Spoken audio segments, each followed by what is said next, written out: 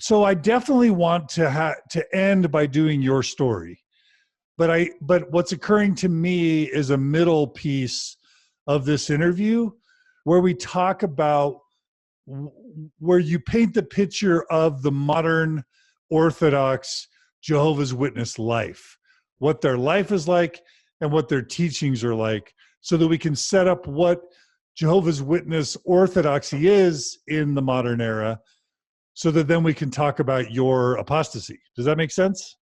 It does, although I don't quite understand the term Jehovah's Witness orthodoxy, because there is only Jehovah's Witness orthodoxy. It's not like there's an alternative. You can't be like an unorthodox Jehovah's Witness. I get it. And it's the same thing with Mormonism. I think we have introduced unorthodoxy to Mormonism, just Mormon stories, whatever progressive Mormonism has kind of emerged. I see. But an Orthodox Mormon would never ever even know what the term Orthodox meant, and they would never have heard that word ever used. So, indeed.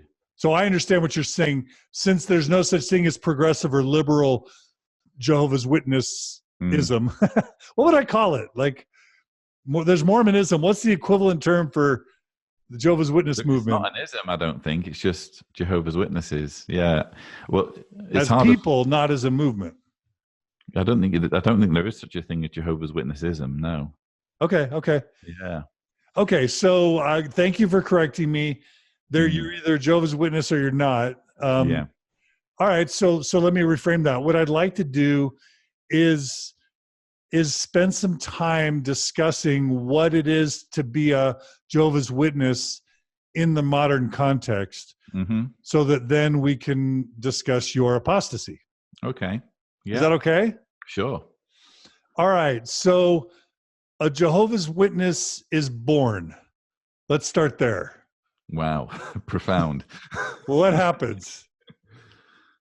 Do you want me to go through the whole birth process?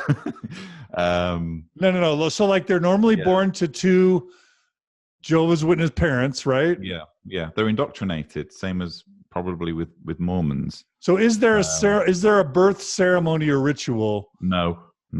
Okay, so you're born the child of a Jehovah's Witness parents. Yeah. There's How no is what is your upbringing like as a child? What happens?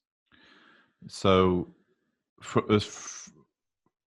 from the moment that you can hold conversations or receive instructions, you're indoctrinated with the teachings. You're taken along to meetings when you're a baby, and that continues into when you're a child and so forth. You're wheeled around people's houses in the preaching work when you're an infant. So by the time you're into your teens, all you've ever known is the life of a Jehovah's Witness. That's all you can remember. Yeah. So what are the main meetings that a Jehovah's Witness attends on a weekly or monthly or yearly basis? So there are 2 meetings a week. It used to be 3. It's now 2. So there's like a midweek meeting. For us, it used to be on a Thursday, but it really depends on what the local arrangements are. And there's also a weekend meeting, which the preference is that it's on a Sunday. But again, it depends on how many congregations are sharing a facility, what time they'll have it.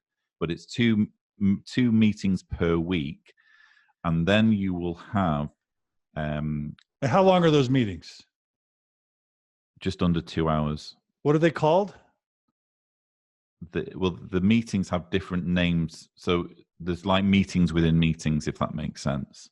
Okay. It's easier to just refer to it as the midweek meeting, but they have, I think, the Christian Life and Ministry meeting and the service meeting are the midweek meeting. And then at the weekend, they have what's called a public talk. So basically, the midweek meeting is kind of like a members-only affair, whereas the weekend meeting is, at least in theory, supposed to be for bringing interested ones along, so that there's a more generic talk that will speak to the audience as though they might not necessarily be Jehovah's Witnesses, and that's called the public talk. And following the public talk... Okay, wait, and that would be a sermon? A sermon? Half-hour sermon, yeah. Would there be songs? Yes, there's songs beginning, middle, and end of every meeting. And would they open with prayer and close with prayer? Indeed, yeah. Yeah. And is there some sort of sacrament or blood and like bread and water, No blood is spilled during the meetings. I'm glad to report. Yeah. Oh, but there's no equivalent to a communion or a No. sacrament. No. Okay. All right. So they have after the public talk, they have a study of the Watchtower magazine. So they literally study an article from the Watchtower magazine. And that's like a Sunday school format where people are, there's a teacher and people are asking questions and. Yeah, they have the speaker kind of orchestrates the lesson, for want of a better word, and he has a reader next to him who reads the paragraphs, and the reader will read a paragraph, and then the conductor will ask the question to the audience, and then the audience will raise their hands and try to rephrase the paragraph that's just been read to them in a slightly different way, or give their thoughts on what's been read to them, but it must conform with the teachings. And are the children or youth peeled off into their own little meetings? No, they participate with the adults. Yeah. Oh, wow. So is that noisy with kids screaming and children fidgeting? And it can be. It's more a problem if it's like material dealing with masturbation or sexual issues. The children still have to sit through, regardless of what the meeting's about, you know. So sometimes there's adult content. Sometimes it's not age appropriate for children. Okay, but also just, you know, in Mormonism, kids split off and sing kid songs and learn kid lessons and, you know, and sort of commune with other kids in a social way. So that's a difference between Mormonism and Jehovah's Witness on Sunday, at least. No, that doesn't happen. And then twice a year, there's what's called circuit assemblies, which is where you have a number of congregations meeting together. A circuit is like a grouping of congregations that are visited by what's called a circuit overseer, who ensures compliance with all the congregations with what the organization requires of them, and he also assists in appointing elders and that kind of thing. And so twice a year, these congregations all meet together and have like a program called. Is it still called a circuit assembly? They keep changing the names. So these are regional conferences, so to speak. Kind of, but yeah, they are regional, yeah. So a circuit is like geographically chosen, so congregations that neighbor each other.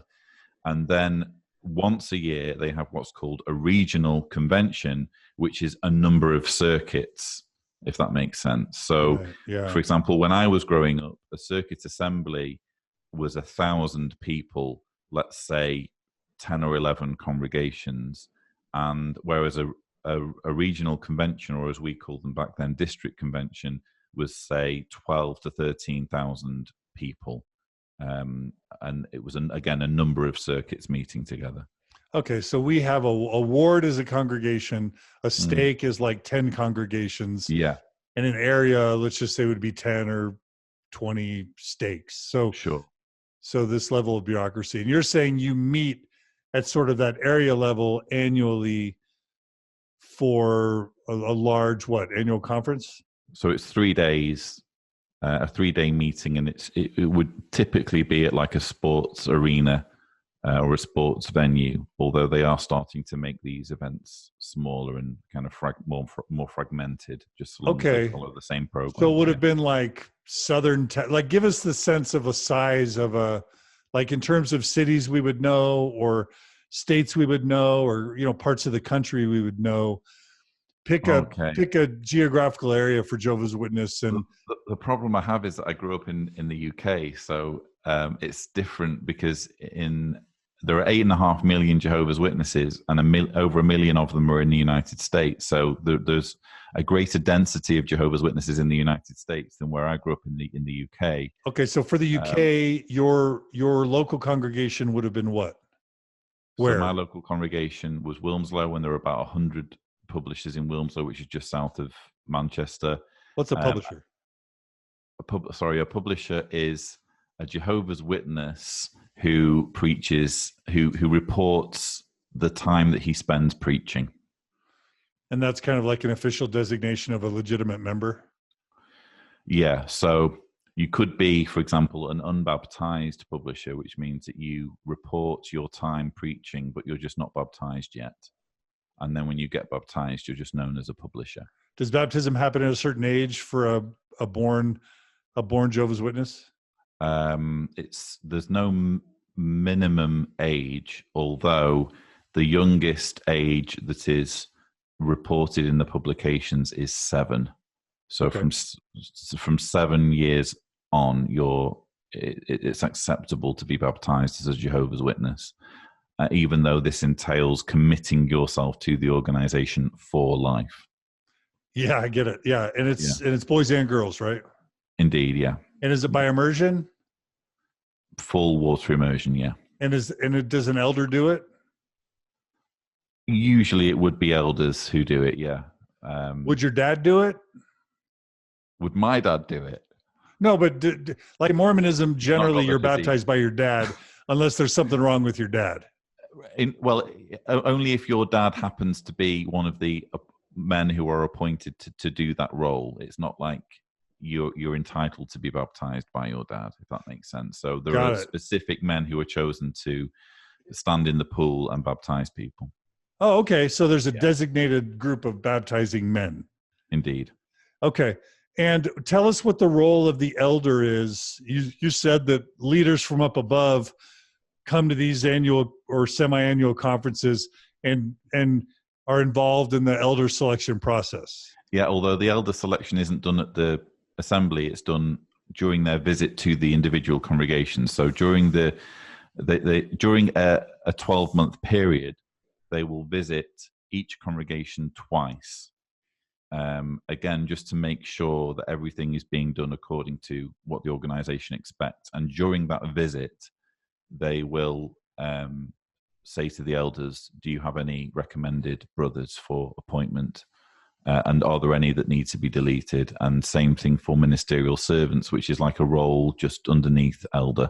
You could call it like a deacon position. Okay. So what do you call a local congregation again? A congregation. Let's say, so a congregation would have, on average, how many elders? Just roughly? It has to have a minimum of 3 elders, but the most I ever served in was a congregation with 18. So it really varies depending on. Yeah. And they're always men? Always men, yeah. Okay, so no female ordination. I think that's a big difference with Mormons, because with Mormons, almost everyone who's a male is kind of an elder, or those once they're an adult, yeah. Yeah, but whereas it's a far more exclusive position with Jehovah's Witnesses. It's like, and then is there a designated pastor for a congregation or a priest or anything like that? No, although there is a coordinator of the body of elders who, it could be argued, has slightly more power than the rest of the elders, because he's responsible for coordinating meetings and receiving correspondence from the branch and that kind of thing. And is an elder ordained with the laying on of hands? No, they pray. they pray and they have a conversation, and that's how the Holy Spirit selects elders. Selects them? Yeah, they say that elders are appointed by Holy Spirit, even though it's literally just a case of them praying and having a conversation. But I'm sure there's a vetting process where it's like, is he a sexual predator, or is he rich, or is he smart, or is he a good leader? The vetting process for predators is, are you a predator? Yes or no?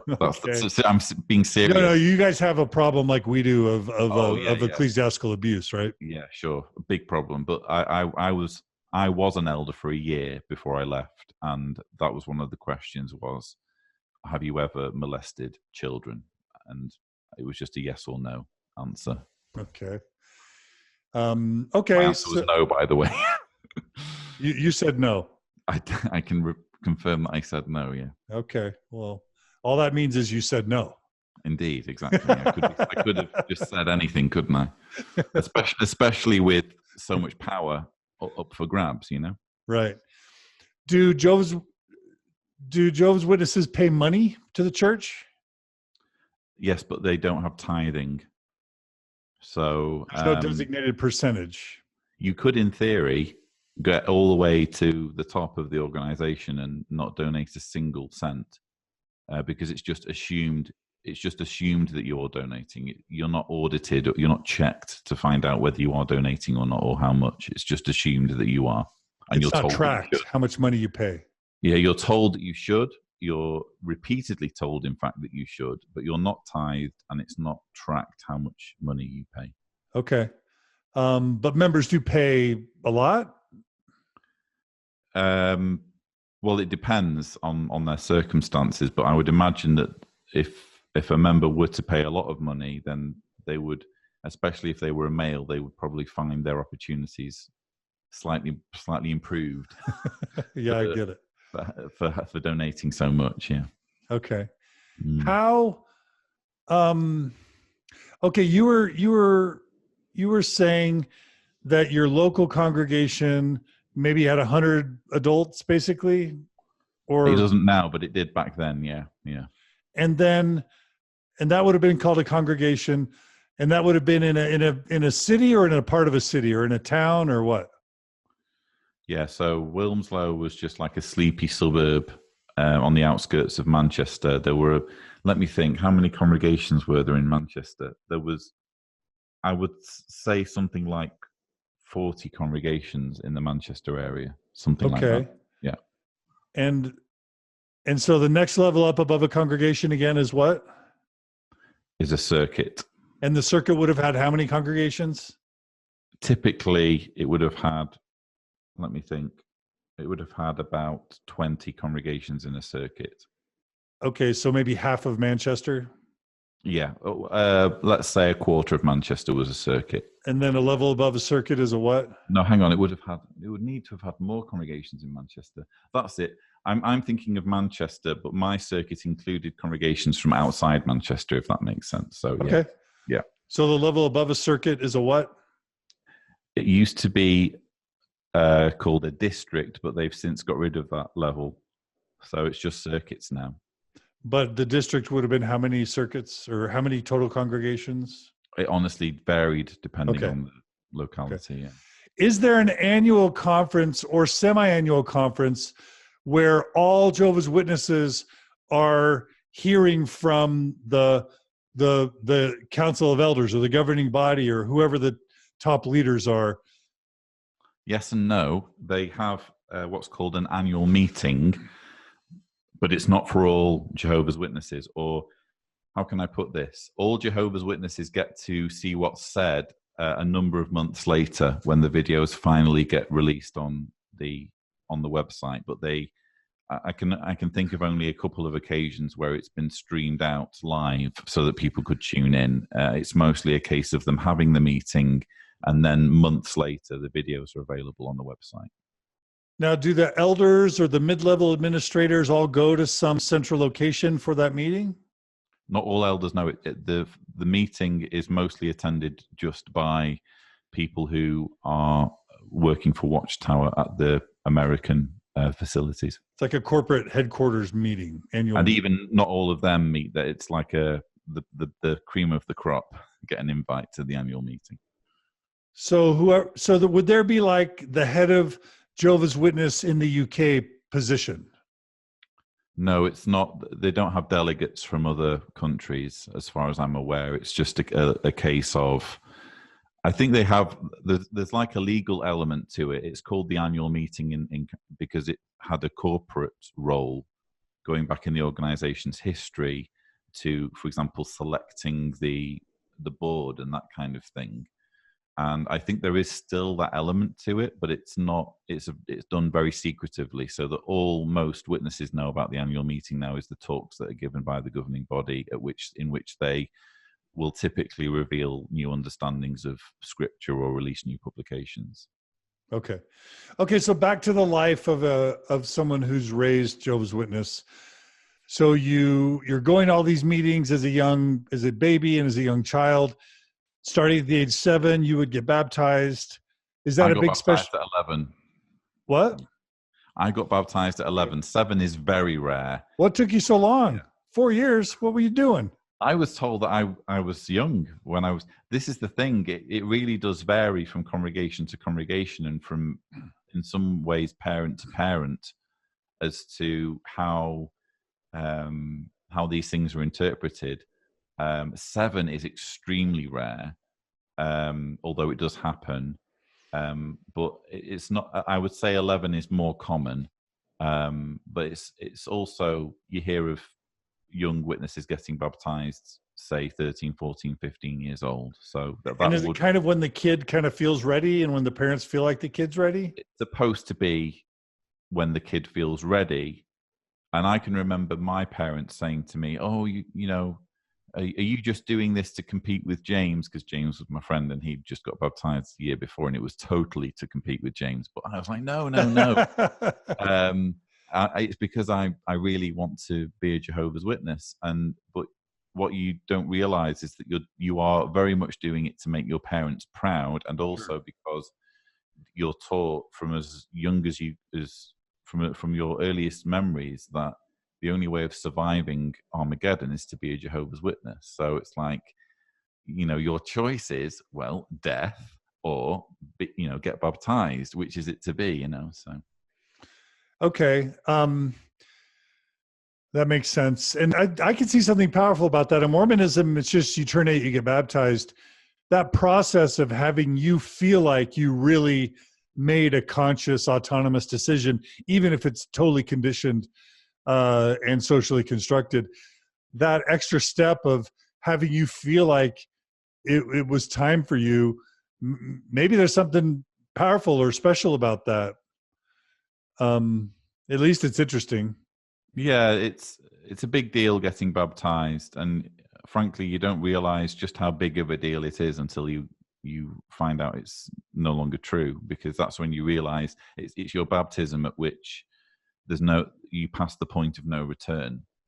You are held to that decision for life, and I am now being shunned because of a decision I made when I was 11 years old. Right. When I was too young to get a job, too young to sign a contract, too young to buy a house. But apparently I was old enough to know what my beliefs would be as an adult. And I'm held to that decision to this day. Totally. Okay, so what are the other rite of passages as you're growing up in the church? Are there other rituals or rite of passages in addition to baptism? Not really, but it really depends on whether you're a man or a woman, because it's a very male-centric organization, as I understand it is with Mormons as well. So my rites of passage, you could say, were being appointed as a ministerial servant at the age of 19. That's a big deal. That's like the step below being an elder. Is that but that's not a missionary? No, it's purely, it's like an assistant to the elders. Yeah. Okay. And you another thing that is you can do as a male or female is join as a regular pioneer, and that means that you pledge to do 70 hours per month in preaching work indefinitely, and that's a rite of passage that men or women can have. Yeah. Okay, so one of the things Jehovah's Witnesses are known for is this missionary work, right? Well, Sure. Just to talk about what that is. Well, when you say missionary work, that has a very specific meaning for Jehovah's Witnesses. So a missionary is literally someone who is assigned by the organization to go and preach in a foreign country, typically a country where there aren't many Jehovah's Witnesses, and there's a need for them to go out to that territory, and they receive special training directly from Watchtower to do that. But you could say the evangelical element is expected of all witnesses, not just missionaries. So okay, so is there an age where someone gets called as a missionary formally? Is that person married or single? All right. So when you join the witnesses, and indeed when you're born into the organization, you reach a point where first of all, you're taken out in the preaching work, and if you want to preach yourself, you go through a series of questions in which you are, if you're successful, which you always are, you become an unbaptized publisher, which again means that you are allowed to preach with the congregation, and you report your time to the elders every month, as all witnesses do. So that's the step before baptism. So you become an unbaptized publisher, which means that you can start preaching, and then you get baptized. And I've heard it takes like a year to convert to Jehovah's Witness. They don't just let you in after 2 weeks like Mormonism. Yeah, that sounds about right. They don't make it that easy, although it's certainly easier than leaving. You study the Bible. You don't really study the Bible. You study a book that's been written about the Bible by Watchtower, which again has the kind of question answer format of a Watchtower. So the paragraphs are all numbered with a question corresponding with each paragraph, and when you take the study, the person taking the study will ask the question that's been written out at the foot of the page, and your answer must correspond almost exactly with what's been said in the paragraph that you've just read. And so you go through that process for a number of months. It could be a year, it could be 2 years, it could be 3 years. And when you decide that you want to become a Jehovah's Witness, you will go through a series of questions, and after you've answered those questions, which basically affirm that your beliefs are in agreement with the beliefs of Jehovah's Witnesses, it will be arranged for you to get baptized. So they tell you what the questions are, and they tell you what the answers to the questions are.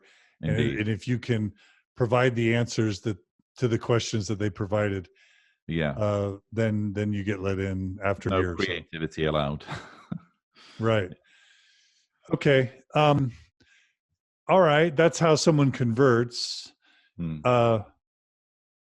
Okay. And so does every legitimate member end up becoming a formal missionary? No, we'll talk about evangelism separate. Who is it? Is it something that single people do, women can do? This formal missionary position, I'm just curious. Okay, so the formal missionary position, the missionary position, sorry, we've started a completely different kind of class at this point. Right, so the missionary status is reserved for a very, very small, you could say elite number of witnesses. We're talking in the whole world, there's probably only a few thousand out of 8.5 million who are missionaries, and they commit to doing, I think it's 120 hours per month, and they receive a small stipend from Watchtower, and they typically operate out of facilities that are operated in that country by the organization. So yeah, it's a very exclusive role, but it doesn't necessarily give you any special status in terms of, it's not like you are perceived as being like the local equivalent of the governing body. It's just literally that you are committed to doing more preaching than anyone else. Okay. So talk about evangelism in a Jehovah's Witness family, an average Jehovah's Witness family. What does that look like? How does it happen? Because what I've seen are just, I'm walking through a neighborhood, let's just say on a Saturday, and I see all these boys and girls, young men, young women, adults dressed up nicely, and they're going door to door handing out magazines. Like, that's what comes to my mind. And I've seen that here and there. How does that happen?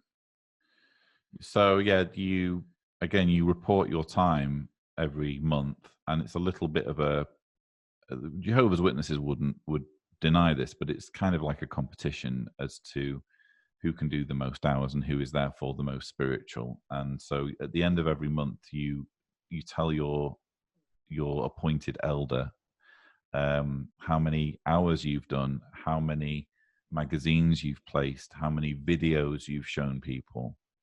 And all of these statistics get added up, and the records are kept on you. And you would typically aim to do at least the average of your congregation. If you're doing less than the average, especially if you could in theory do 1 hour per month, and that would enable you to still call yourself a publisher.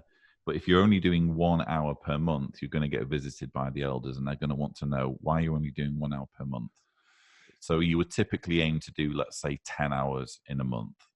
And whereas pioneers would be doing 70. Is there a minimum age where you start doing this? Can a 5-year-old do it? A 7-year-old? I think I can well imagine there being 5-year-old unbaptized publishers. Yeah. But when does it generally? When did you start? When does it generally start happening? I can't remember how old I was. I probably would have been something like, let's say, 8 or 9 when I was an unbaptized publisher. And is it like dad and mom wake up on a Saturday and say, "Get dressed, we're going evangelizing"? Would it be done in families or in groups in the congregation? You meet as a group at a location, so it would typically be someone's house, although it could be the Kingdom Hall, depending on what the arrangements are for your group. And you go to the meeting, which is just a short, let's say 5 or 10 minute meeting, along the lines of, here's what we're going to be offering people today, here's the suggested presentation, and now we're going to assign who works with who, and these are the streets that we're going to be working, and these are the numbers that we're not to call on because they've asked us not to call at these addresses, and that kind of thing. And do you go in twos, 2 by 2, door to door? Yes. Well, unless there's an odd number, in which case one person ends up working by themselves. But the aim is for it to be in pairs. Yeah. Okay. And you do keep track of every house and which houses have said do not visit. Yeah, we allow people. I say we. Jehovah's Witnesses allow people to request not to be called on, at which point they get registered as a do not call, but it's not unheard of for people to just forget, so they get called on anyway. But the aim, at least, is that they don't get called on. Has it evolved? Traditionally, was it a big neighborhood book, and that over time, did that get converted to a centralized computer system to track all this? No, it's just a piece of paper. Usually, it's just the territory of a congregation is divided into maps. So let's say 3 or 4 blocks is a map, okay? And so your map will be on a card, usually in a clear plastic sleeve. And on one side of the sleeve, there's a piece of paper that says do not calls, and it will have all the numbers and the addresses. So, yeah. Okay. And are you pretty much always visiting the neighborhoods in your congregation's area?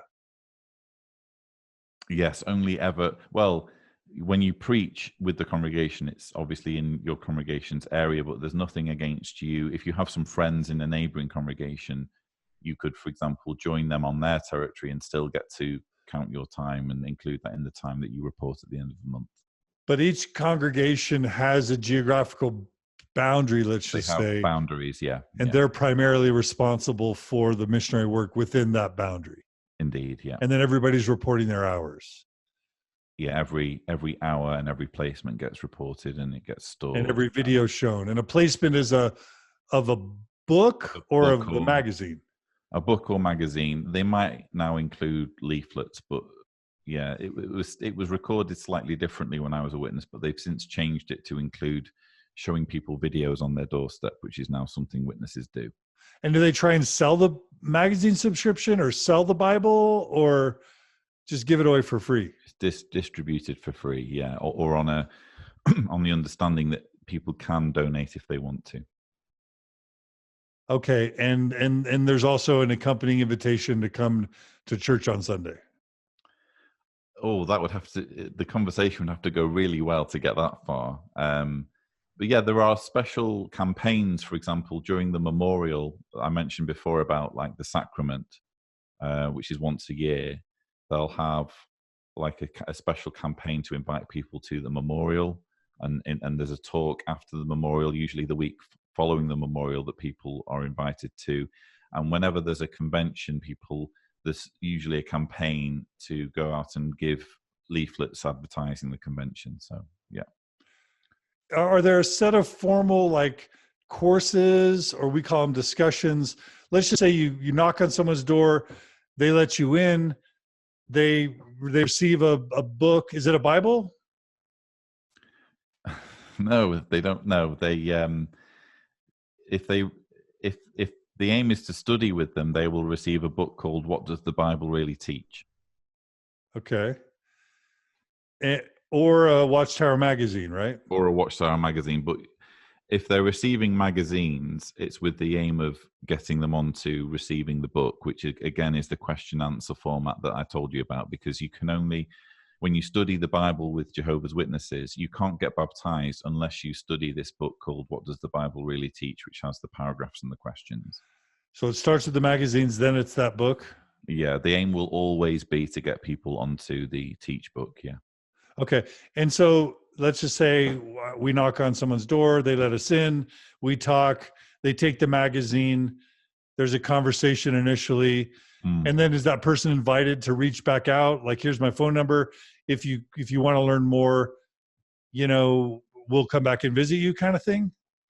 They are stalked. So if you and I called on someone and it went well and they took a magazine, I would, after the doors closed, you and I would disappear around the corner, and without that person's permission, we would make a handwritten record of how the conversation went, what the person's name is, what his dog's called, does he have children, what were his main objections, or what's his religion, what are his views, and all of this information would be recorded with the view of calling on him again, usually within 2 weeks, but it could be a week. And so the aim would be to get him receiving publications on a regular basis, and those visits where we give him, say, the latest magazine would be opportunities to try and encourage him to start a Bible study. So you wouldn't set an appointment, you just show up again and say, hey, we're back. Yeah, it's only when he agrees to a Bible study that we would settle on an appointment. Yeah. And it's not a Bible study, it's studying the book about the Bible. Indeed, yeah. The Bible. Okay, that's interesting. Yeah. Okay, and so this person's showing interest. They get visited more. They start studying the magazine together, and then eventually it goes to a study of the book. Indeed. The aim is always to get them onto the Teach book, yeah. How often is the magazine released, a new edition of the magazine? It used to be a Watchtower and an Awake twice a month, but it's now more complicated than that. Let me think. I think it's like 6 public Watchtowers and 6 public Awakes throughout the year. What's Awake? So the Awake is the partner magazine to the Watchtower, but because they've cut down on printing, it used to be that it was just the Watchtower and the Awake magazine, but they now have a public Watchtower magazine that gets offered to the public, which is just very watered down and intended to promote the religion to outsiders, and a more formal Watchtower magazine that is for people who are already indoctrinated. So, and again, why does Awake exist when there's the Watchtower? You'll have to ask them.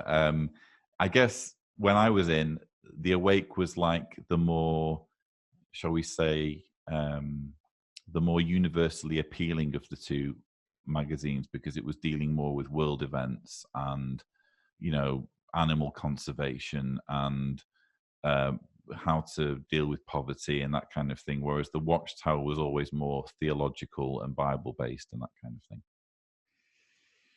Okay. So this evangelism is probably a really central part of your upbringing as Jehovah's Witness. Is that right? You can't be a Jehovah's Witness unless you are spending at least some time every month doing the preaching work, and all Jehovah's Witnesses are considered ministers. If you are a Jehovah's Witness, you are a minister, and that involves preaching. Okay. And the term publisher doesn't have to be door to door. It could be standing next to carts. That's another new thing that they've brought in since I was a member. So the term publisher means what? If you're a publisher, it means that you report time every month. Okay. You report what preaching you've done, and your preaching is recognized by the congregation. Okay. All right. So what are, like, Mormons have what's called the plan of salvation, which is like where you were before you came to earth, why you're here, where you're going when you die, and kind of the different levels of heaven and what you have to do to get there. There's kind of that discussion. There's kind of the discussion of what it takes to be a member. And then there's the discussion of kind of the main teachings of Jesus and the Bible and Joseph Smith. Can you take us, can we spend a little time talking about what those are? When you say discussions, do you mean like formal courses? Let's just say it this way. What are the main principles and behaviors and teachings that you're going to learn from the evangelizers that show up? What are the main tenets of your faith? Well, they're going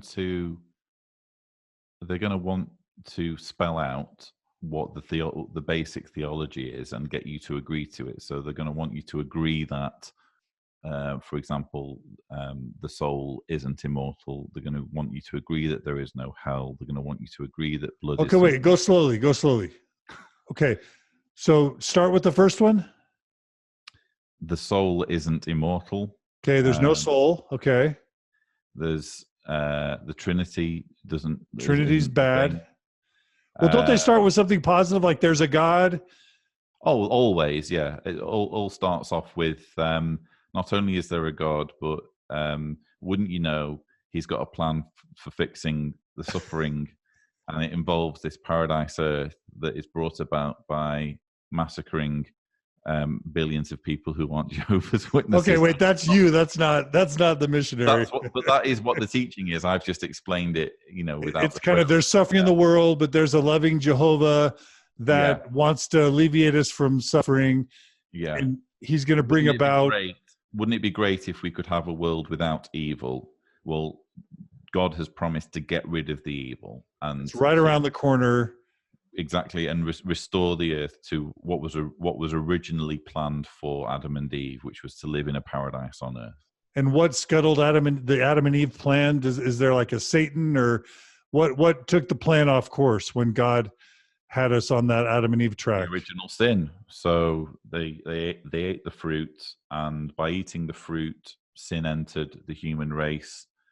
And so Adam and Eve screwed up, essentially.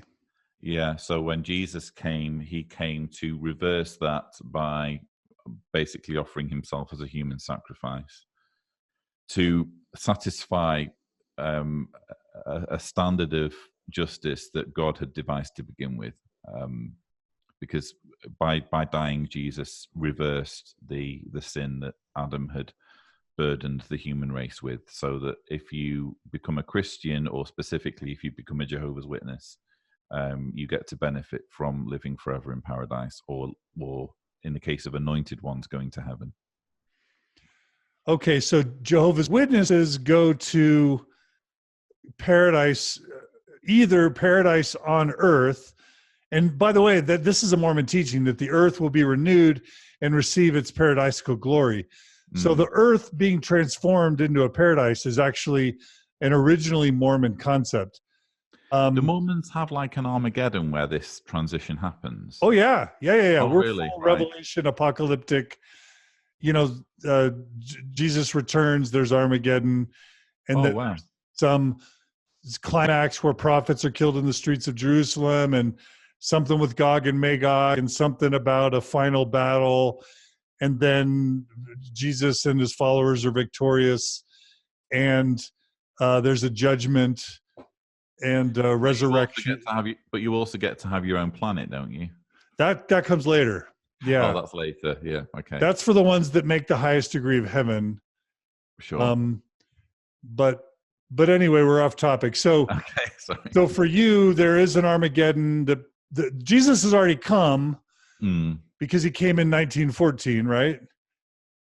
Yeah. He's enthroned in heaven, having established his kingdom in 1914 by throwing Satan out of heaven into the confines of the earth. So the reason why there's been so much turmoil since 1914 is because Satan is confined to the earth's biosphere with his demons, having been put there by Jesus in 1914. Well, there was a lot of bad stuff before 1914. Where do they attribute that to?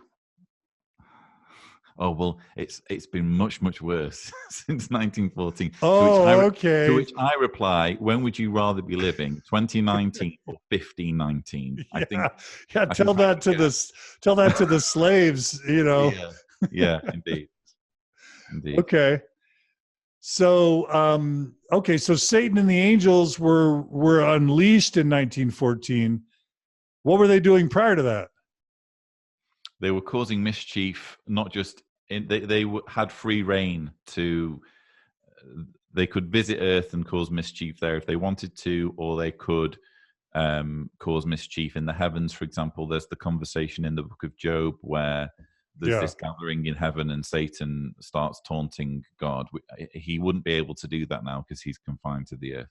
Okay. So 1914, Jehovah. What's the difference? So is Jehovah is God? So how did God become a man and atone for our sins when he's God? No, he didn't. God isn't, because I think isn't Jehovah like another name for Jesus or something in Mormon? Yeah. But what about you guys? Well, Jehovah is God and Jesus is his son. Jehovah's God. Okay, Mormonism, Jehovah is like the Yeah. spiritual name of Jesus. No. God is named Elohim in Mormonism. So Right. Yeah. in your God is named what? Jehovah. God is Jehovah. Jesus is the Son of God. Yeah. Is he divine? Is he? No. Well, he is a God, but he isn't the God. So he's the most powerful entity in the universe underneath God. So God is more powerful than Jesus, and Jesus is the first thing that was created by God before the universe was created. So Jesus participated in creating everything else.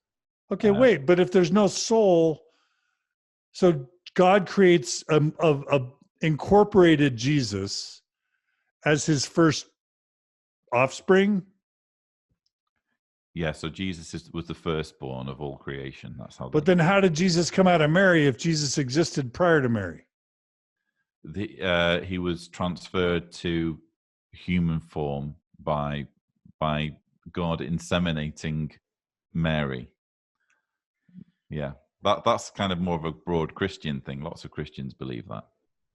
God, right, but you're saying there is no soul. In a Trinitarian context, it's even more confusing because God gave birth to himself from Mary, whereas in the JW narrative, God allowed his son to be reborn in human form through Mary. Well, at least with Mormonism, Jesus existed as a spirit. So God created everything spiritually before he created everything physically. So Jesus was created spiritually, and he had to come to earth to get his body, right? You guys don't have spirits or souls. And so I'm just wondering how Jesus with a body, let's say pre-earth Jesus with a body, somehow becomes baby Jesus in Mary's womb. I guess that's just God's miracle, huh? There's a spirit realm and there's a physical realm, and we can't see the spirit realm, but the spirit realm's always been there because God's always been there. And from the spirit realm came the physical realm when God created the physical universe. And when Jesus came to earth to offer his life as a sacrifice, he accepted giving up his spirit life to become immortal for a few years. So does your God have a body? Not a physical body, no. Your God is a spiritual body. Calling him my God because I'm an atheist, but no, let's just pretend you're Jehovah's Witness. So your Jehovah has a spirit but not a body. Jehovah doesn't have a physical body, no. Has a spiritual body. So pre-mortal Jesus had a spiritual body. Yeah. Do spirit bodies have hands and feet and head? And you'd have to ask the governing body. This is one of the weird things because angels are depicted as having wings, but why would they need wings if they can move around and do whatever? Why do they actually need the bird appendages on their backs? Do you understand? If they're spirit beings and they're not confined by the laws of physics, then it's irrelevant whether they have wings on their backs. Okay. That's one All of the right. things that always confused me about the Bible. So Spirit Jesus makes a deal with Jehovah that he'll accept a transformation from spirit, from pre-mortal Spirit Jesus into mortal Jesus as a product of Mary's womb. Yeah, because the only way he could die was by taking on human form, because humans are mortal. So he accepted the assignment of becoming a mortal so that he could come and die for the sins of mankind. And then after he dies, does he get transformed back to spiritual Jesus in the heavens? Which you could argue means that he didn't really die. If the deal was to resurrect him instantly, then did he really die? But yeah, after he died, he was reinstalled as a spirit being in the heavens. No, so no body after that. Well, yeah, that's the thing. I mean, that's the whole thing with the resurrection, isn't it? That there was no body left in the tomb. So the Bible narrative goes. Yeah, but for Mormons, the body gets because Jesus came down as spirit. Jesus came back down. So in Mormonism, spirit Jesus entered into Jesus' physical body when he was born. You know, somehow, whenever spirits enter the body in the womb, then he lived as spirit plus mortal Jesus until he was died. Then when he died, his spirit left the body, and then 3 days later, spirit returns, reunites with the body, and that's why the body disappears, because Jesus, his spirit returned to the body and then walked away. Right. So just to be clear, the tomb was empty, but the body had disappeared, hadn't it?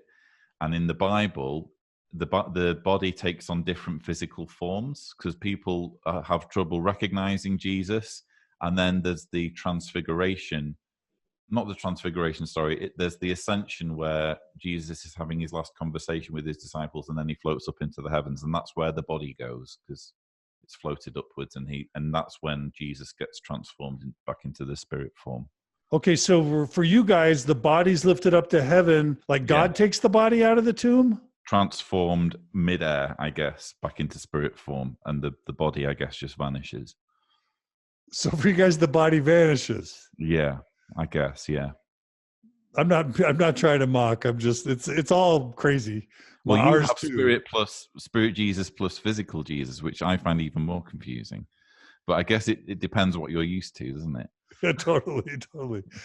So, okay, so when Jesus dies, the body's put in the tomb, but at some point, okay, so Jesus, as soon as Jesus dies, he's transformed into spirit Jesus. Corporal Jesus dies, is immediately transformed into spiritual Jesus, or retransformed into spiritual Jesus, because he was spiritual Jesus before his mortal ministry, right? Yes. So he goes somewhere. Say yes from this point. What? I'm just going to say yes from this point because it's so confusing. And then at some point, spirit Jesus ascends with Jesus' former dead body. It's weird to be advocating for beliefs that I now find preposterous anyway. Just fill the role. Just fill the role for us. It's like acting. So at some point, spirit Jesus ascends with his dead body into heaven. Yeah, the way they put it, the way Jehovah's Witnesses put it, is that when he ascended to the heavens, he offered the sacrificial value of his life in like a ceremony in the heavens to God, and it was accepted, and now people get to have immortality due to that sacrifice.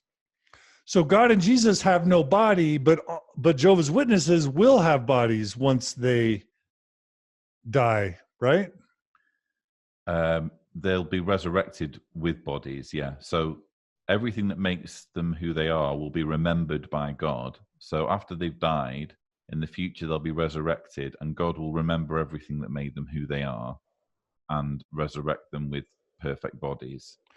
Okay, wait a minute. So if I die, what happens to me? I die. So when I move from Jesus dying to I'm dying, if I'm on the ground, everything about you disappears in the biological waste that's left behind. And then in the future, if you die a loyal Jehovah's Witness, God remembers everything about John Dillon, including what his optimal body would have been like, and literally out of thin air reconstructs your body with all of the memories that you died with. So you never independently exist. No, true. Yeah.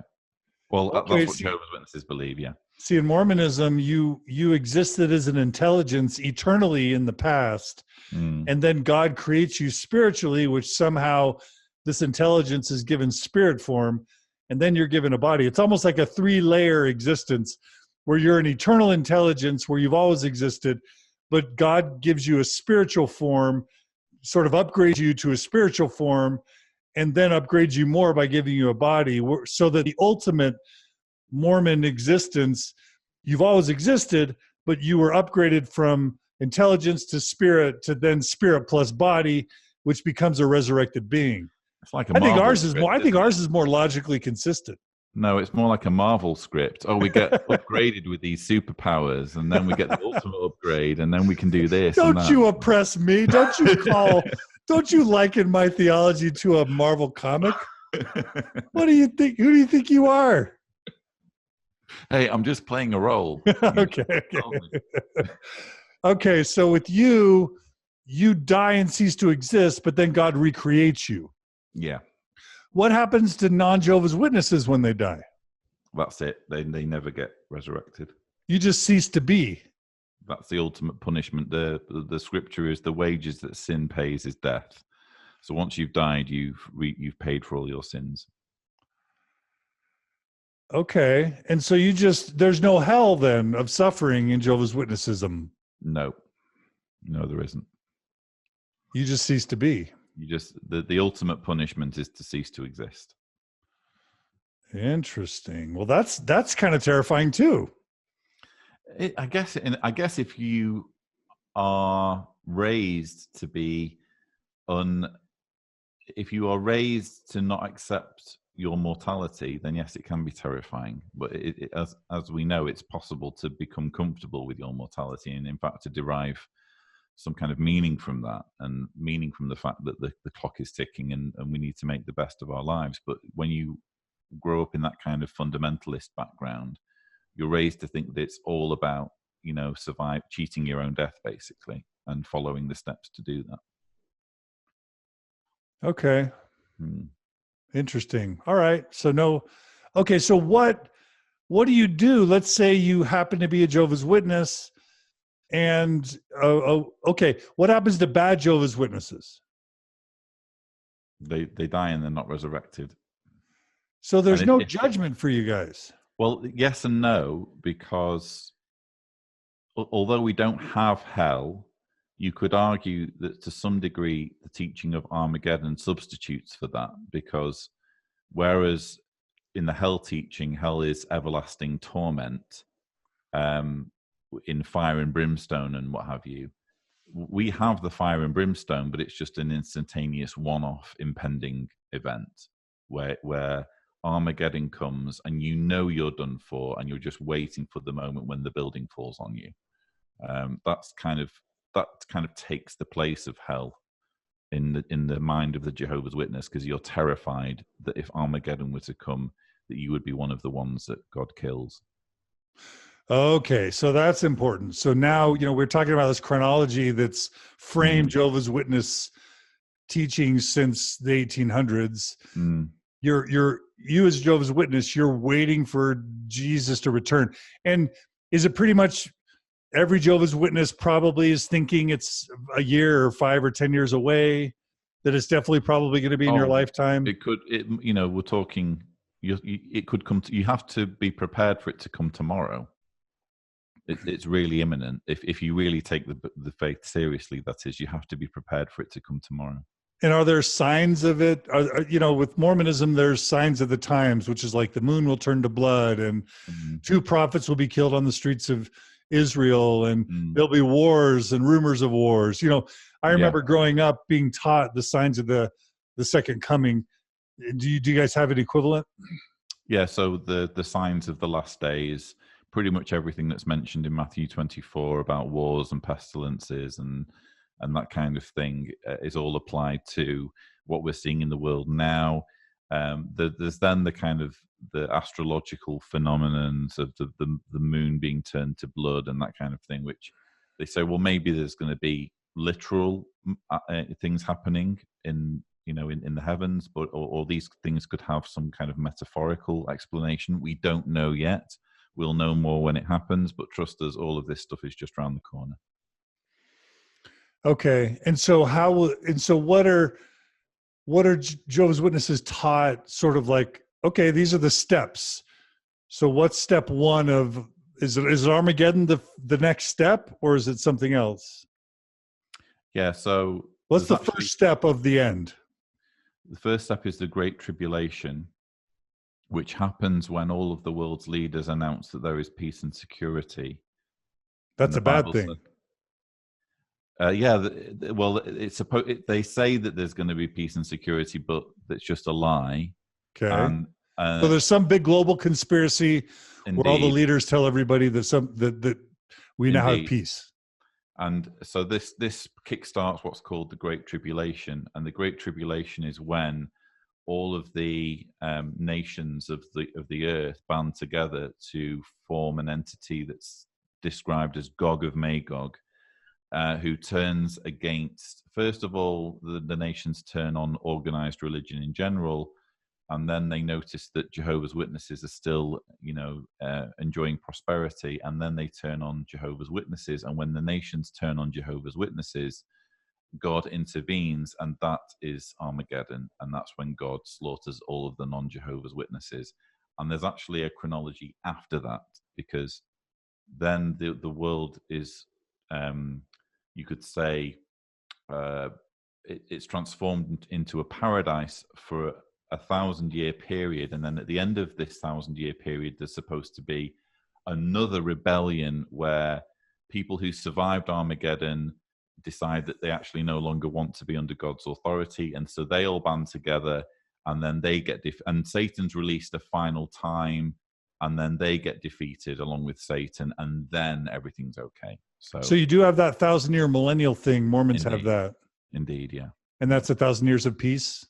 1,000 years of peace and prosperity, at the end of which Satan is released so that he can go and round up everyone who basically filter out everyone who might be bad, and they all mount a rebellion and they get crushed, and then everyone that's left are the super righteous ones. So starting whenever the 1,000 years starts, is it only Jehovah's Witnesses that survive to the beginning of the millennium? So it's the post-apocalyptic world will be populated by Jehovah's Witnesses, and those who are resurrected, including those who died having never heard about Jehovah's Witnesses, they are given an opportunity to become Jehovah's Witnesses. Hey, that sounds very Mormon. So you have so all the people who, wow, you just blew my mind. So okay, so who are these people that survive Armageddon that are not Jehovah's Witness? They're nobody. Everybody who isn't a Jehovah's Witness dies at Armageddon, and only after Armageddon is everybody who died before Armageddon struck. So let's say an hour before Armageddon strikes, I drop dead of a brain tumor, and I'm not an apostate. I'm just a normal person. Technically, they're not Jehovah's Witness. Let's say I'm not Lloyd Evans. I'm just some random person who's never been preached to by Jehovah's Witnesses, and I drop dead an hour before Armageddon. Technically, I'm going to be resurrected after Armageddon at some point because I've died before Armageddon. Whereas if I'd actually died during Armageddon because I'm not a Jehovah's Witness, I'm not inclined to be a Jehovah's Witness, then a building would fall on me, and I'd die in some other way. Okay, so everyone. Okay, what happened? Let's say 100 years ago, Jehovah's Witnesses tracked it out. Fred Smith in Brooklyn preached him, and Fred rejected. Then he died. What happens to him during and after Armageddon? Did you say 1,000 years ago? No, 100 years ago. 100 years ago. That's a tricky one because the religion's changed so much. But I guess, in theory, if he has rejected the opportunity to join the organization, he would not be resurrected. And then 6,000 years ago, Uga on the savannah, who existed prior to Jesus and and the creation of Jehovah's Witness. What happens to Uga? Okay, we're delving into human evolution a little bit now, but let's say it's prior to 6,000 years. So, all right, some there were no humans prior to 6,000 years, according to Jehovah's Witnesses. Okay, so some person in China 5,000 years ago, some dude 5,000 years ago. I can work with 5,000. Okay. So, anyone like that would be resurrected. Yeah. Really? Yeah.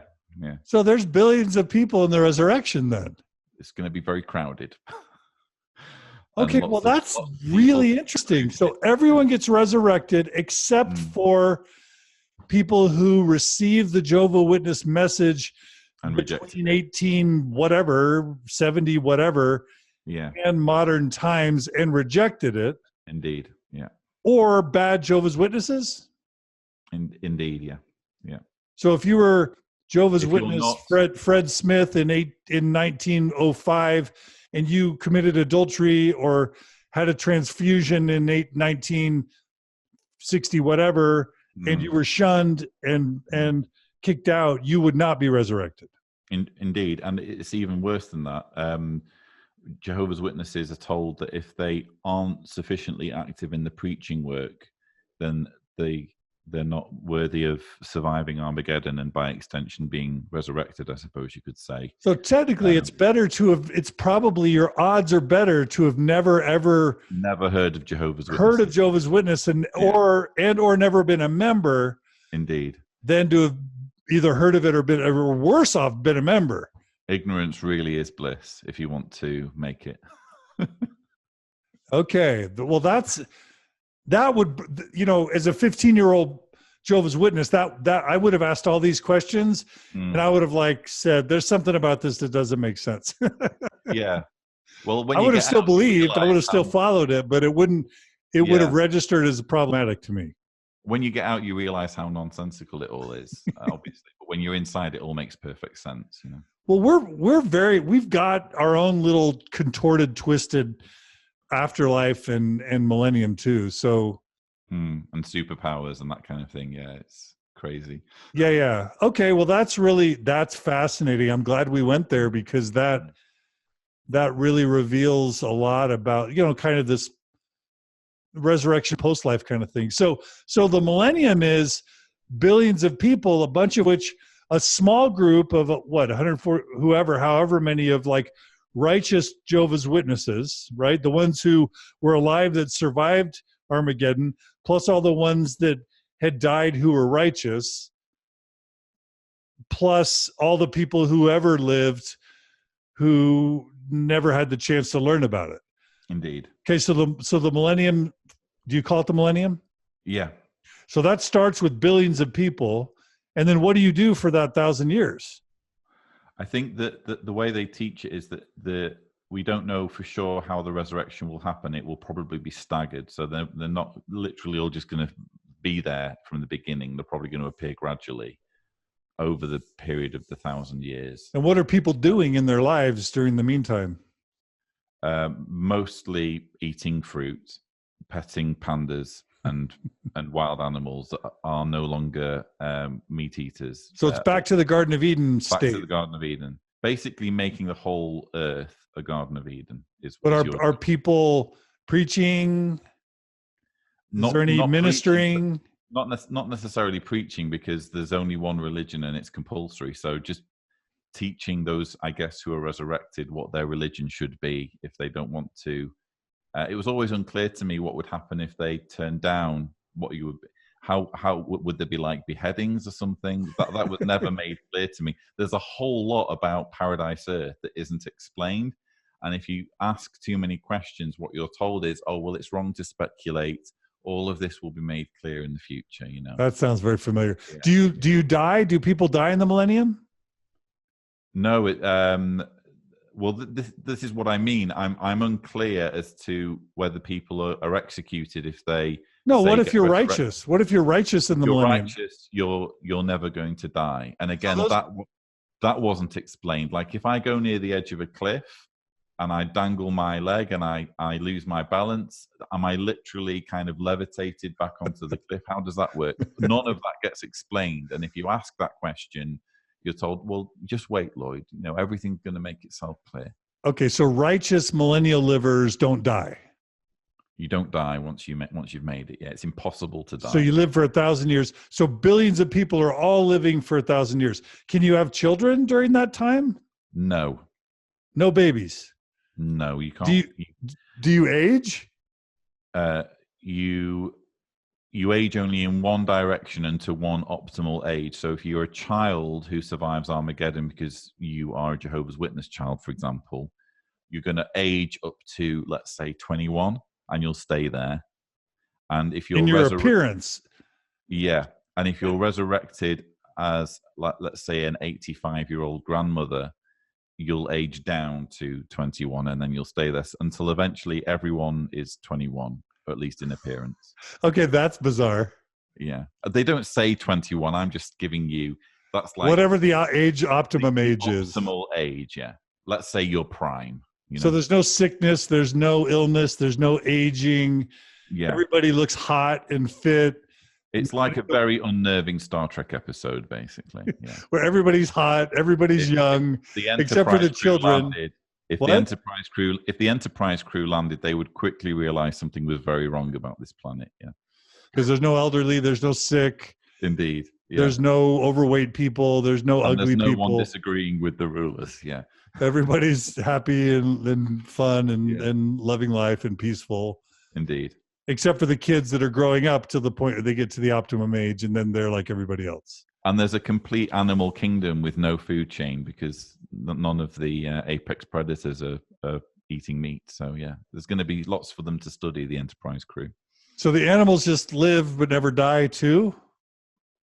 I think it's different. In fact, there was a recent Watchtower article, which I haven't read in detail, but it basically was designed to tell witnesses that they don't get to welcome their pets back in the resurrection. So pets aren't resurrected. But pets aren't resurrected, so that by extension, you could say that animals will still die in the paradise, just not the humans. But not because they're being eaten by humans, because humans aren't eating. Or yeah, are humans? So the panda will just kind of go somewhere and die, and not inconvenience humans by stumbling upon his corpse. But do humans eat animals in the millennium? No, they'll all eat fruit, mostly watermelons and an array of pleasing vegetables on picnic tables is how it's depicted in the literature. Yeah. And we are revealing my 15-year-old self. I would have asked in some Jehovah's Witness Sunday school somewhere, do we poop in the millennium? Do we poop and pee in the millennium? I guess you do, yeah. Yeah. But you just fruit. It's going to be mostly seeds, yeah, that comes out. And then is there sex in the millennium? I would have asked that too. Again, here's the thing. Marriage is a bit of, you're only obviously allowed to have sex if you're married. And there's a verse in the Bible where Jesus is asked a question about if someone's resurrected, what happens to their dead husband or something. And Jesus answers to the Jewish religious leaders, no, the people won't be married in the kingdom. And he's clearly referring to heaven. He's thinking of people being spirit entities and therefore not having sex and that kind of thing. But witnesses view that as referring to the paradise, and they give very confused answers, which basically amount to, we don't know how it's all going to work, but trust us, it's all going to be fantastic. Yeah, that's totally the same line we get. Yeah. Yeah. Okay, so is your understanding is there's no marriage in the millennium? Yes. Which means there's no sex? Yes. Oh, man. Okay. Yeah. See, Mormons get to keep having sex. I'm not pitching this very well, am I? Okay, so what? So once the millennium happens, and there's the final battle, and the baddie goodies, so the goodies that made it, but then that were judged to be bad, they get killed off or killed again. So they get to die twice. You could conceivably die twice, yeah. Yeah. Then you've got the 144,000 that get to go to advanced level heaven, right? That happens during the Great Tribulation, that the 144,000, the last ones of the 144,000 go to the heaven. Wait, was that before the millennium or after? Before the millennium, during the Great so the 144,000 graduate right at the beginning of the millennium. Because they get to involve themselves in the slaughter. That's one of the interesting... it's like everybody takes up a sword and Jesus has got 144,000 warriors slaughtering everyone. So the governing body literally get to kill people who don't agree with them and don't recognize their authority. And that'll be bad Jehovah's Witnesses, and anyone who's heard the Jehovah's Witness message who didn't accept it.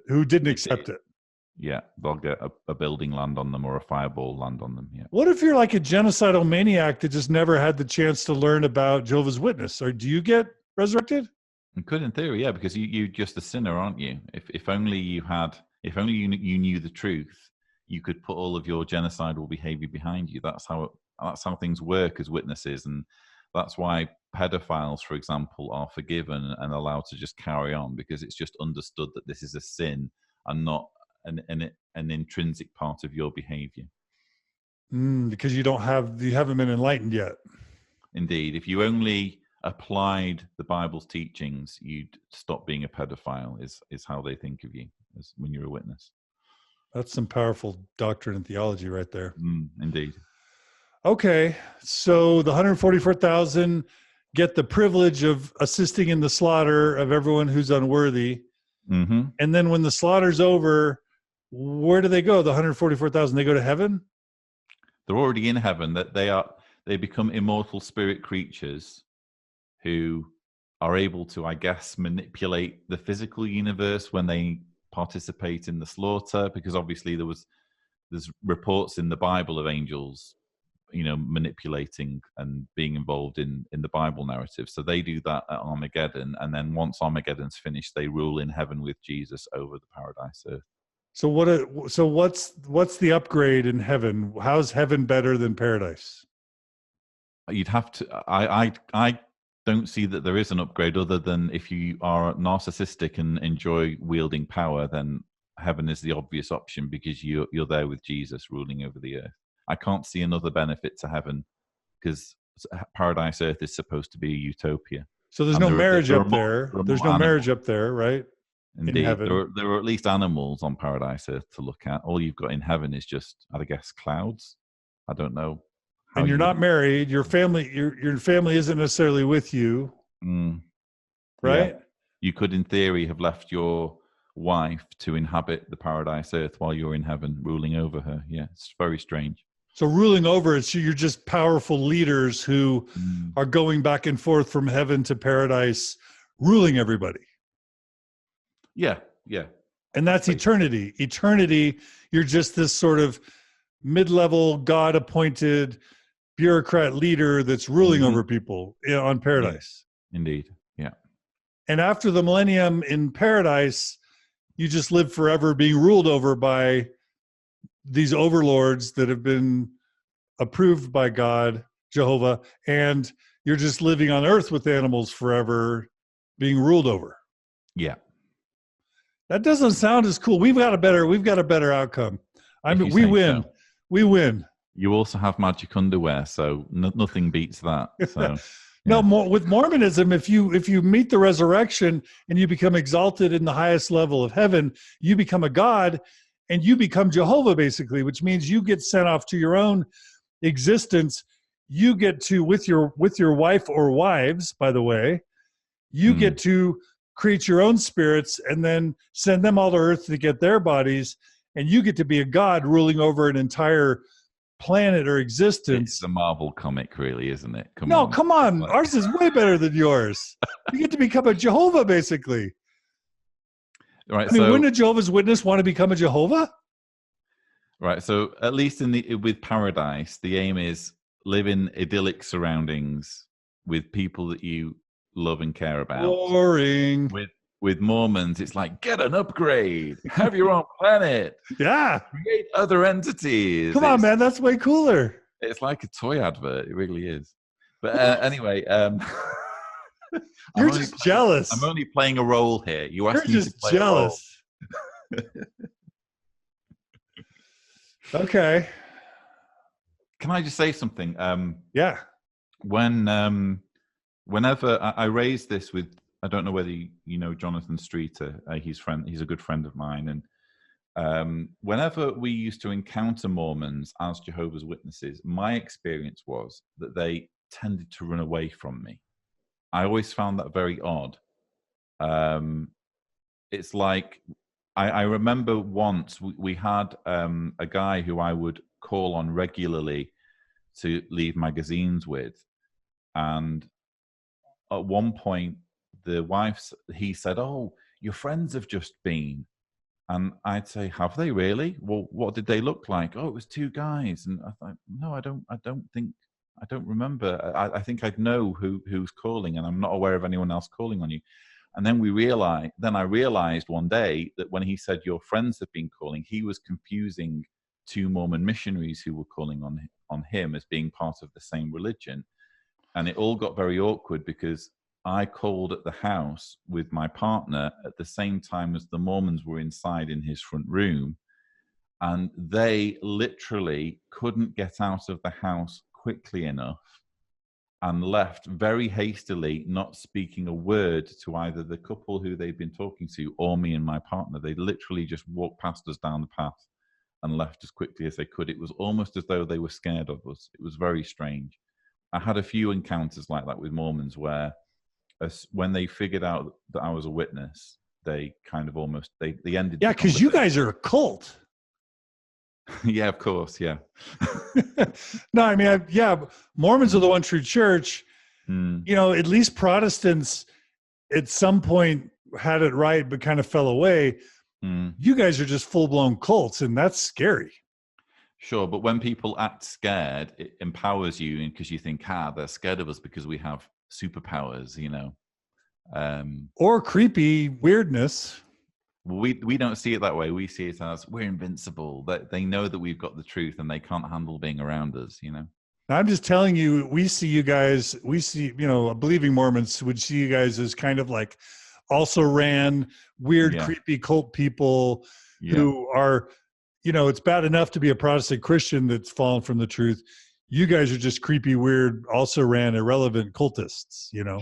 Sure. I hope you don't take that as insulting, but I'm just. Well, you're just playing a role, aren't you? So, yeah. Yeah, for sure. But also we were missionaries, and we would see you guys as kind of like, oh, we hate Jehovah's Witnesses because people confuse us awesome Mormon missionaries with you creepy, weird Jehovah's Witness missionaries. And you guys kind of spoil the fertile land of missionary work. Say that to our face, you just clear off. No. We would talk about you behind your back. We would never actually. Yeah. Okay. This is awesome. Yeah. Mormons tend to stick to themselves. You rarely have close friends that aren't Mormon. And you rarely socialize with people that aren't Mormon.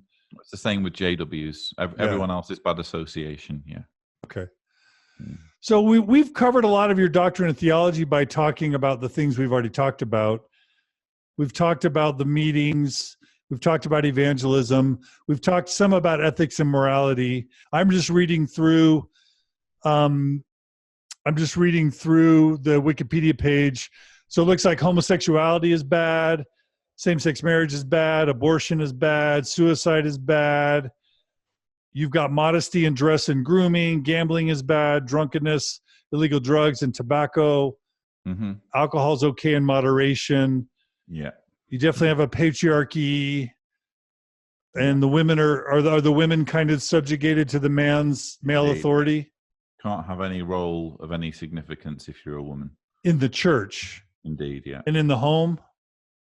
In the home, a wife is under subjection to her husband. The husband. Okay. Yeah. And so feminism's there's not a lot of feminist Jehovah's Witnesses out there. Zero feminist Jehovah's. Okay.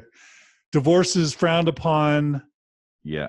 What do you have to do to get divorced as a Jehovah's Witness and stay credible? The only grounds for divorce are adultery, which means that you could have a physically abusive husband and you're not allowed to divorce him. You have to stay married to him. The only way out of the marriage is for him to commit adultery or for you to commit adultery. And again, that's ironic because at least one of your two founding leaders got divorced. So Charles Taze Russell got divorced. He got divorced, and did Joseph Franklin Rutherford? He didn't. He just had a mistress. Rutherford was estranged, was separated from his wife without justified grounds. Yeah. Okay, well, that's got to be a huge scandal then. Just the fact that divorce is prohibited, but your founding prophet or leader got divorced. And Rutherford is still considered to be the inaugural member of the Faithful and Discreet Slave, but the only way they can get away with saying that is by trusting that Jehovah's Witnesses aren't going to do their research, because they don't do their research. They just trust everything that Watchtower tells them. So are young Jehovah's Witnesses taught about Charles Taze Randall from the beginning? Russell, yeah. You what did I say? Randall? Russell, sorry. Russell, yeah. Charles Taze Russell. You grow up with that name, but again, you don't know half of what, for example, most ex-JWs know about Charles Taze Russell. It's only when you get out that you hear the other side of the story. You don't know that he got divorced. You don't know that he got divorced. You don't know all about his crazy pyramid theories. You don't know precisely what his beliefs were about 1914 and 1878. You don't know that he believed that in the kingdom, the skin of black people would turn white, and that white was the original standard that people would all revert to. You don't know any of this until Russell taught that. That Russell taught that. Yeah. In heaven, you get made white if you're black. In the kingdom. In the kingdom. In the kingdom being administered over by heaven, black people's skin would turn white. And he cited examples of, I can't think of what the skin condition's called off the top of my head. He cited examples of where there were pigmentation anomalies as evidence that black people could turn white. Okay, so you've got you've got your own version of kind of racist doctrine and theology in your heritage. Very much so, but it's very, very carefully concealed. There's even a Golden Age article from the 1930s saying that black people are a race of servants. They have been and are a race of servants, is what it says. Okay, we've got our version of that. And then, okay, this idea that ultimately Jehovah's Witnesses will be persecuted by the world new order that gets created, that builds in persecution complex as a really not only, well, it's kind of a reinforcing positive vibe or energy within your culture. Talk about that. Yeah, well, you grow up hearing about the fact that witnesses were in the concentration camps, and you're told, well, obviously we're going to be persecuted because Jesus said, if they persecuted me, they will persecute you also. So if we weren't being persecuted, we wouldn't be God's one true organization. So any stories whatsoever of witnesses being persecuted, and even though these stories inevitably arise from totalitarian regimes, which I'm sorry Russia is, you don't think about the fact that Jehovah's Witnesses aren't being persecuted in modern democracies. You only focus on the totalitarian regimes, and you say, well, here you go. This is what we were told to expect, and it's going to get worse the closer we get to Armageddon. Yeah. Okay. Got it. Let's say we're coming to the close of this second part, which is kind of what, modern Jehovah's Witness life. Has the church made any big changes over the past 5? How has the internet affected Jehovah's Witness movement? And I don't want to give too much away because my sense is, in some sense, you may be kind of the John DeLynn of Jehovah's Witness in the sense that I don't know to what extent there were others before you, sort of apostate John the Baptist and Jehovah's Witness movement who paved the way for Lloyd Evans. But is the church changing in response to the internet? And if so, let's give a little precursor. The organization's getting hammered due to the internet. The whole organization evolved to operate in a vacuum of criticism, where they're the only ones who literally print the material, and there's no real way for people to do research. But Google's just changed everything. So although the organization isn't in decline numerically, they're certainly, you could say, stagnant. The growth percentages for the previous year and the year before that have been 1.4% growth. So you're grinding to a halt like us. Yeah. Let's go back before we get to that. What were the teachings or the practices that ensured that members wouldn't become educated historically? You're not allowed to go to college and university, which is not how things are with the Mormons, I understand. Wait a minute. You guys don't go to universities? No, not allowed. What the? Yeah. Not allowed? Yeah. What? There's videos about it. There's Watchtower articles about it. If you go to college or university, you are risking your spiritual health. You're not going to get disfellowshipped for it, but it's very strongly dissuaded. So, but you sound thoughtful and educated enough to where I wouldn't think it'd be safe to assume that Jehovah's Witnesses are a bunch of dummies. I don't think it's a case of them being... They're definitely less educated overall because they're forbidden from going to college and university. I don't think it's as simple as saying they're dummies. Some of the smartest people I've ever met were Jehovah's Witnesses. It's just that they have been lied to and manipulated through processes I'm sure you're familiar with, to the point where they think that any opinions that contradict the opinions of the leaders aren't worth listening to. So you graduate from high school as a Jehovah's Witness or the equivalent. Are you encouraged to get married really quick? You aren't encouraged to get married quickly. You end up getting married quickly because of the sexual repression, because marriage is the only way of having sex. So if you want to have sex, you have to get married. So that's why witnesses get married young, but they're not ordered to get married young. It's not like the Mormon tradition of having a big family. That doesn't exist really with Jehovah's Witnesses. In fact, there's examples of couples being told that it's advantageous perhaps not to have children because then you have less distractions for preaching and that kind of thing. So the average age that the average Jehovah's Witness ends up getting married is what? Could be, I would say, early to mid-20s. But you're not encouraged to have a crap ton of kids. No. Because that just makes the 144,000 thing just more complicated. So let's not accelerate that problem. The more children you have, the harder it will be for you to, give Jehovah the first place in your life. Wow. So is the optimum 1 to 2 kids or just 1 or what? They don't have a recommended number. It's just, try if you can to be content just to serve Jehovah. But if you must have kids, then have as many as is reasonable and as many as you can provide for. And so the average family has what? Gosh. It really depends congregation to congregation because they're in 230 odd countries, so it depends what the local culture in is. Your local congregation, the average family had how many children? Okay, so if a couple got married, let's say they had 1 or 2 children. Okay. Yeah, Mormonism, I would say on average has 4. Right, really, yeah. And growing up, there were Mormon families with 12 kids. Right.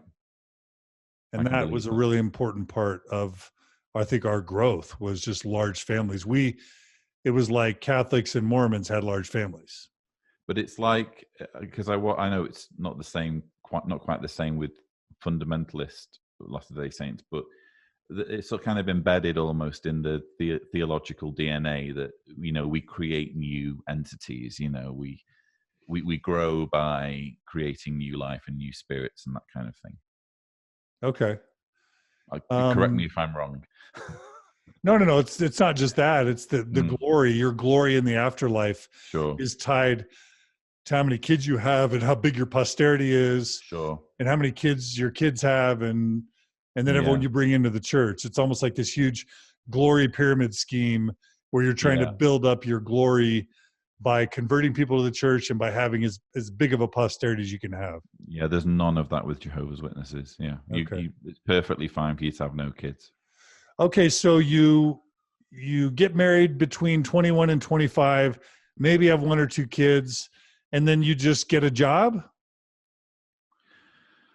Yeah, although you're limited in what jobs you can get usually because you've not been through college or university. So yeah, there's no doctor, lawyer, dentist, CEO type Jehovah's Witnesses. It's not unheard of to be a doctor who's a Jehovah's Witness, but what will usually be the case is that they became a doctor and then they became a Jehovah's Witness, or maybe their parents made an exception with them because it's not like it's a disfellowshipping offense. I went to college for 2 years, even though it was frowned on. But I would say that particularly in recent years, it's really, really been clamped down on higher education. It's in what? I would say, especially in recent years, it's been frowned on. It's been when it gets to the point where they're making videos about it, things are getting very serious. So, but I'm just thinking, if you go to med school, you're going to have to take blood and do transfusions. How do you do that if you're a Jehovah's Witness? There's actually rules about that in I think it's a document called Correspondence Guidelines, where it says that if you are ordered to perform if you're a nurse and you're ordered to perform a transfusion by your doctor, you are allowed to, but if it's your decision, then you could be disfellowshipped for administering a transfusion. But I think the rules might have changed very recently. I would have to check, but they have thought about all of those eventualities. There's even a rule. I found a rule somewhere about giving transfusions to animals. Believe it or not, you could in theory get disfellowshipped for giving an animal a blood transfusion or allowing your animal to have a blood transfusion. So I would guess if I were a consultant for churches, I would say not having your members go to college and university is going to limit the income your church pulls in over time, because you're not going to get all these super wealthy CEOs and dentists and lawyers and doctors and engineers all tithing or donating. They're just going to all have to get jobs, unskilled or skilled labor that doesn't, that you can get without going to a college or university. Which is Exhibit A in my list of reasons why I believe that the leadership of the witnesses is predominantly deluded rather than cynical. I think that if it was purely about making money, then of course they'd be encouraging their followers to, at least they wouldn't ban college and university, but they do ban it because I think more than anything they are deluded. They've bought their own BS, the leaders. Yeah, because post-Mormons are continually vexed, wondering if the church knows it's a cult and the church knows it's not true, the leaders, but they're perpetrating a fraud anyway, versus just being sincere believers. I think it'd be much easier to be a Jehovah's Witness. What? It's the same. We have the same debate in the XJW community. Are the leaders knowingly doing this? And I think the evidence suggests that. I think it's nuanced. I think that there's an element of cynicism because the higher up you are in an abusive group, the more exposed you are to the corrupt and abusive elements of your faith. So the more accountable you are. So there's got to be an element of cynicism, but I think that it's nuanced, and I think that it's mostly delusion that fuels their control. Okay. And then who of the famous Jehovah's Witnesses been over the past century world famous? Was Michael Jackson a Jehovah's Witness? He disassociated. Who else? Serena Williams is an unbaptized Jehovah's Witness. Serena and the tennis player? Yeah, Serena and Venus are they identify as Jehovah's Witnesses, but they're not baptized, which is why Serena in particular can get away with, let's say, behavior that is unbecoming of a Jehovah's Witness. Like what? What did she do? Particularly in the clothing department. She dresses immodestly.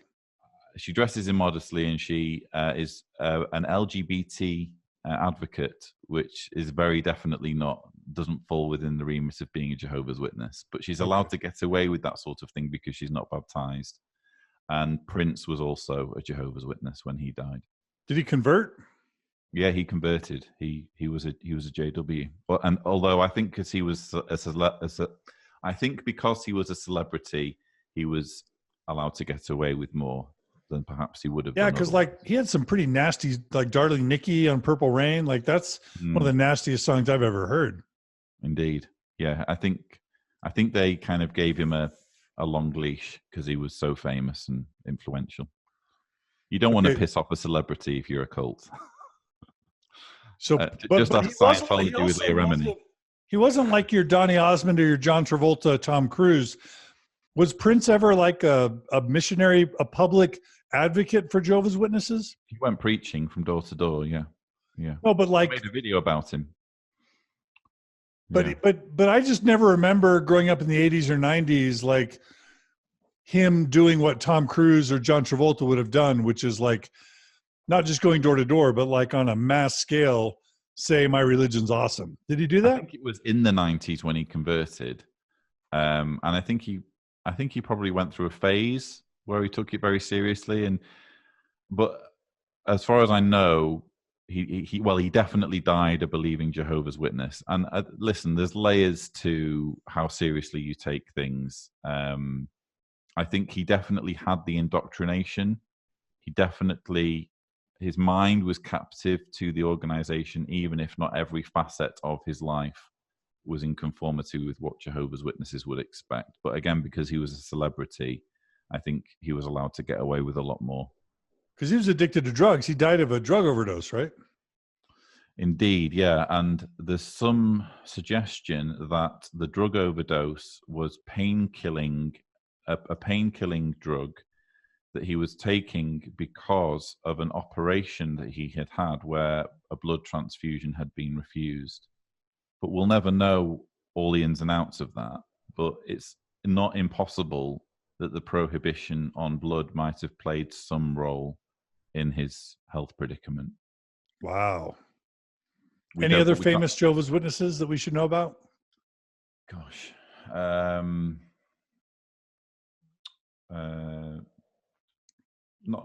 think President Eisenhower was raised a witness. I don't think he was one. There are one or two off the top of my head. I can't think of what their names. Dwight Eisenhower was raised Jehovah's Witness. Terry Shepard on the View, who used to present The View, is an ex-Jehovah's Witness. I can give you some ex-JW celebrities. Luke Evans, British actor. A guy that played Lando Calrissian in the latest Solo movie. Can't think of his name now. Terrence Howard? Sorry, Terrence Howard isn't a JW. I think he's just, his wife might be a JW and he's pro JWs. But yeah, it's not really a huge celebrity thing because JWs don't actively seek to recruit celebrities. It just so happens that they end up having some celebrities in their numbers. This says the Notorious B.I.G. was raised Jehovah's Witness. Possibly, yeah. And then it's got Michelle Rodriguez and one of the Spice Girls. Oh yeah, Jerry Halliwell. She was raised a JW, but she isn't one anymore. But what you find is they don't necessarily speak out against a religion when they leave, because, for example, if you're a celebrity and you leave Jehovah's Witnesses, but your parents agree to still speak to you, you're not going to want to piss them off, are you? So they don't. They quite often they won't speak out against the organization. That makes all the sense in the world. Mm. Okay. So you haven't had a lot of high-profile... Don Glover is an ex-JW as well. That's the name I was thinking of, who plays Lando Calrissian in the latest. So Wayans brothers, Damon Wayans. Yes, that's the one, yeah. the Wayans brothers, Janet Jackson, obviously. Yeah. The Williams sisters. Okay. All right. Well, that gives us Ja Rule was raised. So a lot of entertainers were raised Jehovah's Witness. Mm. And Selena was an active Jehovah's Witness at the time of her death. Okay. Yeah. All right. Very cool. Well, this has been super fascinating. I have learned so much. Is there anything that I haven't asked you that I should have, or that we haven't talked about that we should have, knowing that we won't do this today, but if you're willing, I would like to bring you back and then just do a classic Mormon stories episode where I have you tell your story. That sounds fantastic. It's hard to imagine you omitting anything from this interview, but we've certainly covered a lot of ground, and I'm grateful of the opportunity to represent the religion, albeit reluctantly in some instances. Okay, but you feel like we kind of covered the main stuff. Yeah, we've definitely gone into more detail than I'm accustomed to. So you've got some details out of me that I wasn't expecting. So definitely. It looks like Michael Hutchins from InXS was Yeah, that rings a bell. Yeah, yeah. That's my childhood is InXS. So he was raised Jehovah's Witness. Probably, yeah. Okay. All right, cool. Well, I just can't thank you enough, Lloyd, for coming on Mormon Stories, for teaching us something about the history of the Jehovah's Witness movement, and for teaching us about what it's like to be a Jehovah's Witness. And I should have learned this a long time ago, but thank you for being willing to patiently take us through in our ignorance to learn more about your people. And we'll close the second part just saying I'm so excited for part 3, where I'm going to bring you on and just have you tell your story, because I can't wait to hear all about it. Thank you. I can't reiterate enough what a huge pleasure it is to be on Mormon Stories, and what a big fan I am of what you're doing. So please keep up the great work. Absolutely. All right, Lloyd, you're awesome. And listeners, thanks for joining us, and stay tuned for another episode of Mormon Stories, where we're going to dig into the life of Lloyd Evans, the reluctant apostate, who is a YouTuber. Are you a podcaster as well? Occasionally, but it's mostly the YouTube channel, John Cedars. So you're an author of 2 books and a YouTuber.